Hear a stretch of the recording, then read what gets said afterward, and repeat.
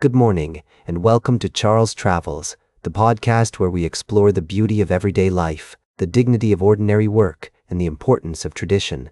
I'm your host, Charles, and I'm delighted to have you join me on this journey today. As we embark on a new episode, let's take a trip to France, where the country is gearing up for a significant electoral event, the French mayoral elections.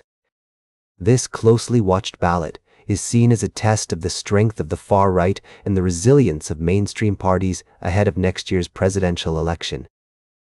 Imagine strolling through the charming streets of Marseille, the second biggest city in France, where the anti-immigration, Eurosceptic National Rally RN is hoping to make significant gains. The party's candidate, Franck Alicio, is tied in first-round polls with incumbent socialist Mayor Benoît Payan, providing the RN with a once unthinkable shot at power in a major French city. As we wander through the historic neighborhoods of Marseille, we notice the vibrant atmosphere, with locals discussing the upcoming election and its potential impact on their daily lives. Security is a top priority for voters, and the RN's law and order focus resonates with many. We stop by a quaint cafe where patrons are engaged in heated debates about the future of France and the role of the far right in shaping the country's destiny. As we continue our journey through France, we visit other cities like Toulon and Menton, where the RN is targeting wins. We meet with locals, listening to their stories and concerns, and gaining a deeper understanding of the complexities of French politics. The election is not just about national issues, it's also about local concerns, such as jobs, education, and healthcare. As the French voters head to the polls on Sunday, they will be shaping the national momentum, especially with the presidential election looming next year. The outcome of this mayoral election will be a significant indicator of the country's mood and its potential impact on the future of France. We'll be right back with more fascinating travel adventures on Charles Travels. Welcome back to Charles Travels. As we continue our journey across America, we find ourselves in the state of Florida, where a disturbing trend has come to light. The Florida Federation of College Republicans has disbanded its University of Florida chapter due to alleged misconduct, including anti-Semitism. This decision was made after the Federation's own investigation uncovered a pattern of conduct that violated its rules and values, including a recent anti-Semitic gesture. As we delve deeper into this story, we're reminded of the importance of addressing discrimination and harassment in all its forms. The University of Florida has reaffirmed its commitment to preventing and addressing anti-Semitism, and will work with the Federation to reactivate its local chapter when it is reformed. This incident serves as a stark reminder that even in institutions of higher learning, intolerance can still persist. We spoke with students and faculty members at the University of Florida who expressed their concerns about the rise of hate speech and discriminatory behavior on campus. They emphasized the need for greater awareness, education, and dialogue to combat these issues.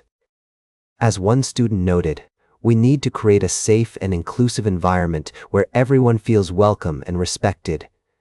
As we travel through America, we often find that the most remarkable stories are those of ordinary people doing extraordinary things.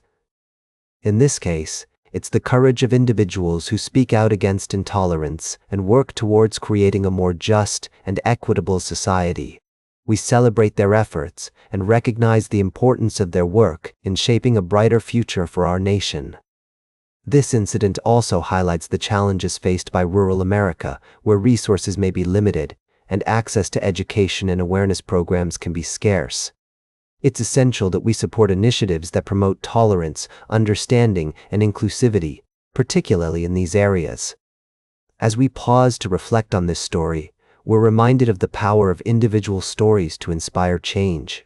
By sharing the experiences of those affected by discrimination and harassment, we can create a ripple effect of empathy and understanding that resonates across our communities.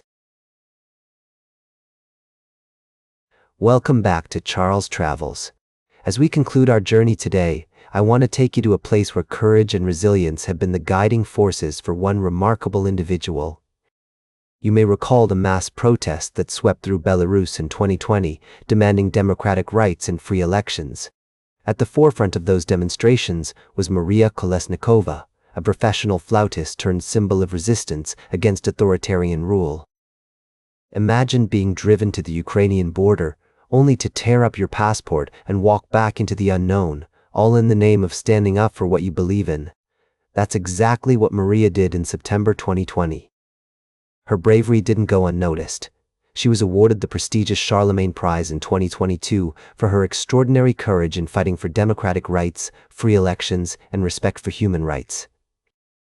Recently, Maria had the opportunity to personally receive this esteemed award in Aachen, Germany, nearly 4 years after it was initially bestowed upon her.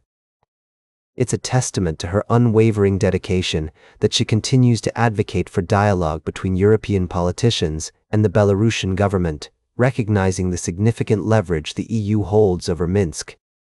As we reflect on Maria's journey, from being a key figure in mass protests to receiving international recognition for her bravery, we're reminded of the power of individual actions in shaping the course of history. Her story is a beacon of hope, encouraging us all to stand up for what we believe in, no matter the cost. That's all for today's Charles Travels. Remember to like, share, and subscribe, and until next time, keep on traveling.